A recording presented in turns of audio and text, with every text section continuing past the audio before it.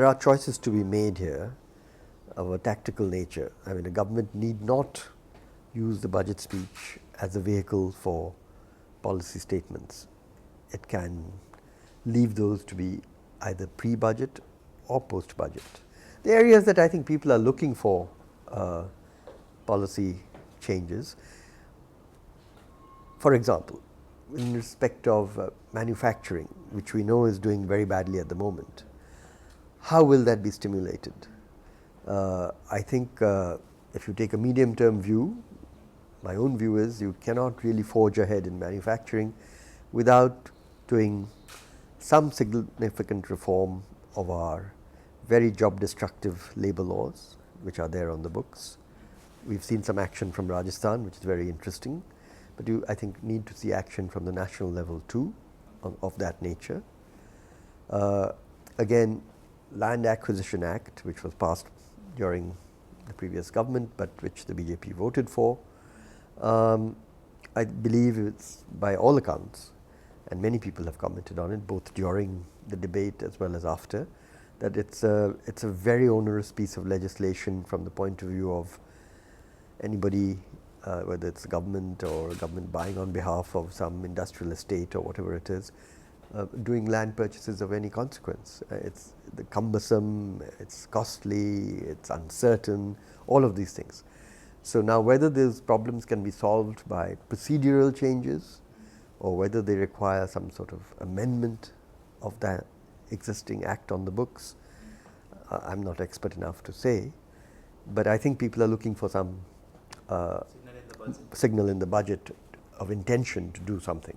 Third area I think people would be looking for something in the budget is some signal on essentially a self-inflicted wound which the previous government committed with respect to all this retrospective taxation and so on, which has to be sorted out. So far it hasn't been.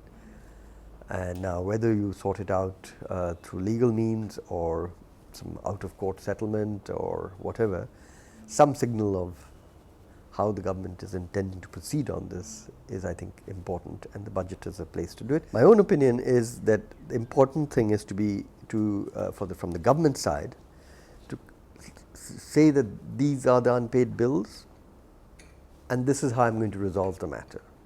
Now, if resolving the matter involves certain amount of further postponement because of the argument that I inherited this and I can't solve it in one moment, that sort of thing I think people will accept. But I think what would be a great pity is if unpaid bills are not fully shown. I think the great advantage when a new government comes in is that they don't have to defend the past. So they might as well come completely clean on what they inherited if it was a bad situation, which most people think it was.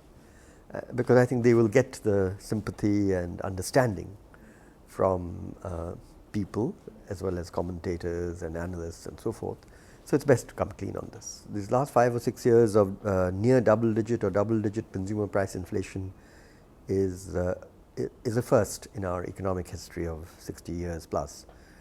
So I think the last government paid a high political price for it as well.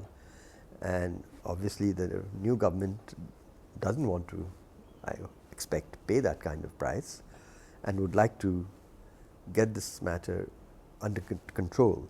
But once inflation sets in, it is a hard thing to bring it down. And that's why some pretty difficult decisions have to be taken both in the short and medium run.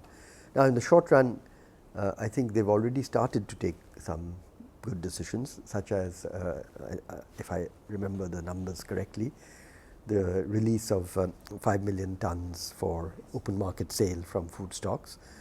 I think I would argue it's probably a modest number, that you need to do more like somewhere around 10 to 20 million tons, given that you have these very large food stocks. Of course, spread out in time, not in one shot. So this 5 million tons can be added to later, so I have no problem with that. So that sort of thing I think will help. The only problem with announcing just 5 and not more is the announcement effect on moderating prices gets diminished. That's the plus side. On the negative side, I think there's a lot of sort of the old reflexes, such as, states must get tough on hoarders and things like that. And I think I'm a bit surprised because that's much more, a Congress type reflex. I would have thought that BJP, people say it's trader friendly government and all that, would not resort to these things, because I don't think these actually get you anywhere. It's rhetoric, and I don't see that the government needs to have the rhetoric at present. I think its actual effect in moderating prices and so forth is minimal.